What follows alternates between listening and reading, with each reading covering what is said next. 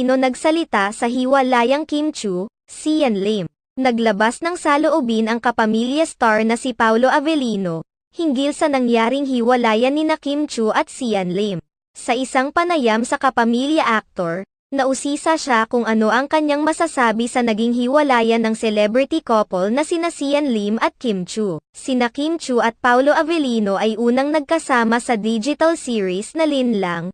Muli naman silang magtatambal sa Pinoy adaptation ng Korean drama na What's Wrong with Secretary Kim. Ayon kay Paolo Avellino, hindi na niya ina-analyze ang nangyari dahil kaibigan naman niya si Kim Chiu. Hindi rin umano nararapat na magkumpara o di kaya ay i-judge na lamang ng basta-basta ang nangyari. Pero maganda umano kapag may perfect timing ang lahat. Samantala, tila naging masaya naman ang pagdidiriwang ng Pasko ng kapamilya actress na si Kim Chiu kasama ng kanyang pamilya sa kabila ng nangyari sa